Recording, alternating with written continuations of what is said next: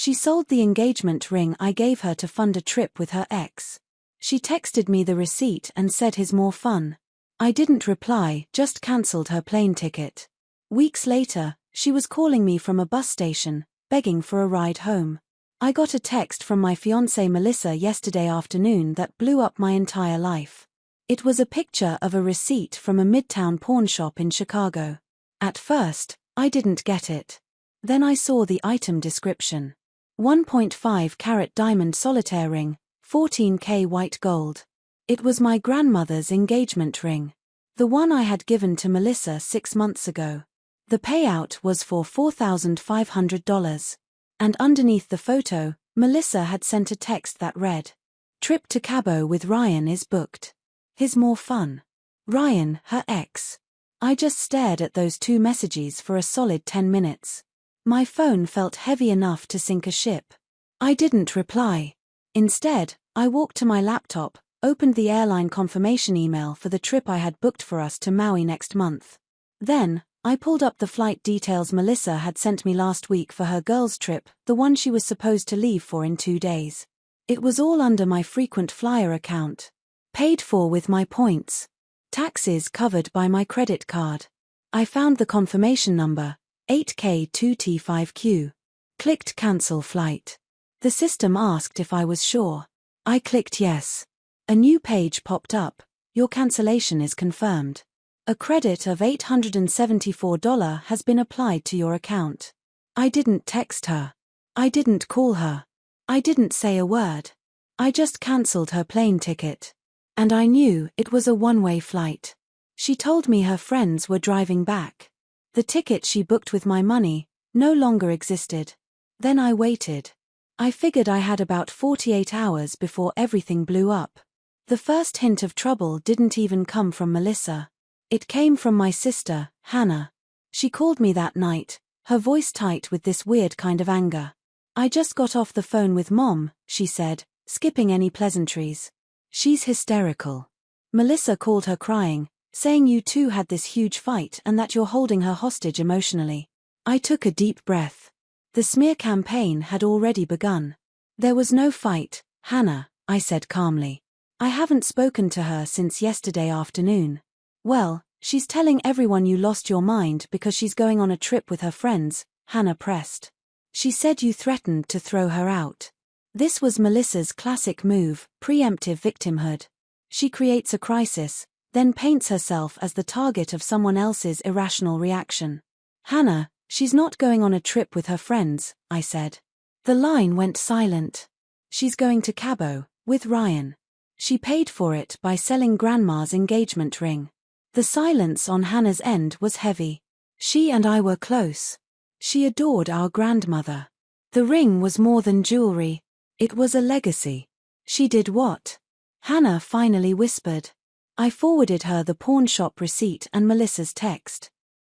I heard her sharp intake of breath. "Oh my God," she said. "That monster.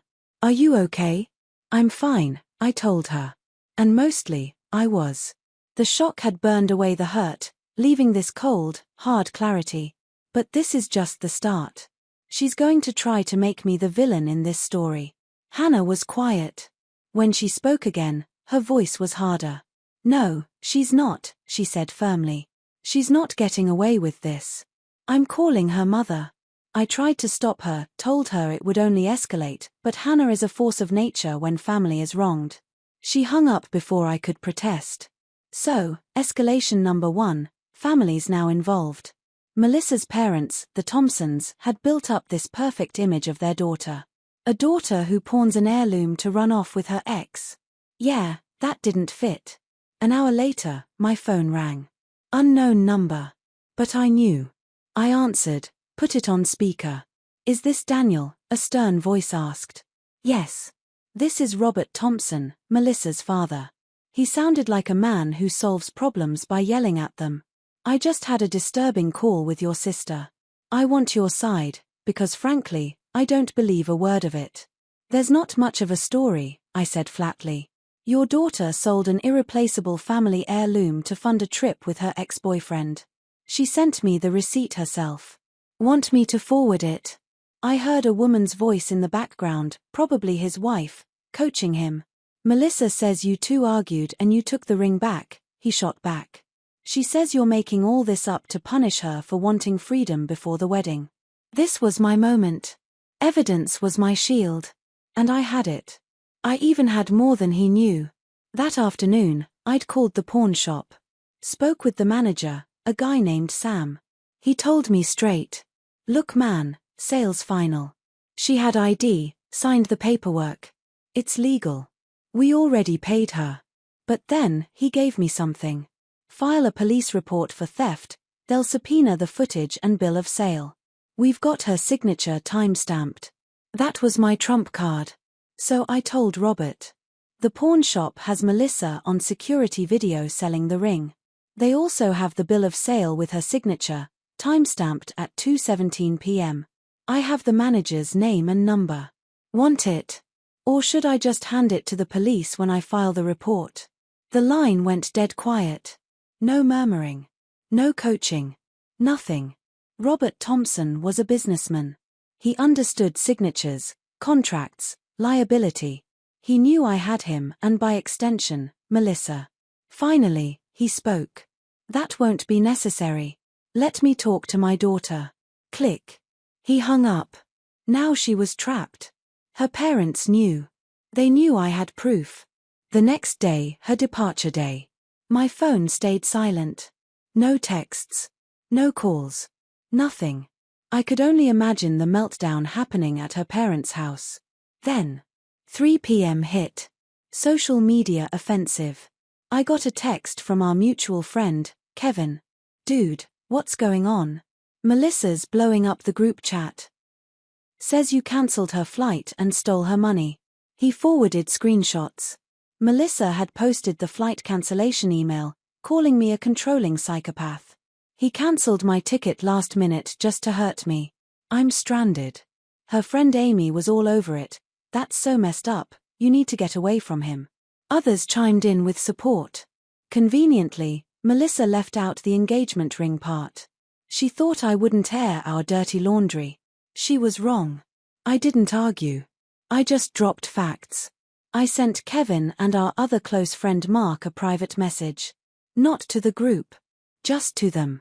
Hey guys, here's the context Melissa forgot. Attached 2 images. First, the pawn shop receipt she sent me. Second, a picture of my grandmother smiling, wearing that same ring at her 50th anniversary. Underneath, I wrote one short paragraph. She sold my grandmother's ring to go to Cabo with her ex, Ryan. She sent me this receipt to rub it in my face. The flight wasn't her money. It was booked with my miles and card. It was mine to cancel. I'm not a monster. I'm just done being played. Responses were immediate. Mark, holy crap. So sorry man. We had no idea. She's been telling us you're jealous and crazy. Kevin, wow. Just wow. That's not okay. I'm out of this drama. You've got my support. Melissa had blown up her own credibility. Chat went silent. She lost her audience. For 2 weeks, nothing. Silence. I changed locks. Packed her stuff into boxes. Stored it. Cancelled the caterer and venue. Got most deposits back. Sent Melissa a cashier's check for her share minus the cost of the ring. Included the ring's appraisal, $12,000. I wrote a note. We can consider the remaining $7,500 your settlement. Do not contact me again. For the first time in weeks, I could breathe. I hit the gym again. Grabbed beers with Mark and Kevin. Started piecing myself back together. I thought it was over. Then came escalation number 3. A Tuesday night, nearly 3 weeks later. I was watching a movie when my phone rang. Blocked number. Almost ignored it, but answered. Hello. A sniffle. A cracked voice. It was Melissa. I need your help, she sobbed. Please, I'm stuck. My blood went cold. Where are you? I asked flatly. At a bus station in San Jose, she cried. Ryan left me. Took all the cash. He left 2 days ago. I have nothing. My phone's about to die. Please, you have to help me. I have no way home.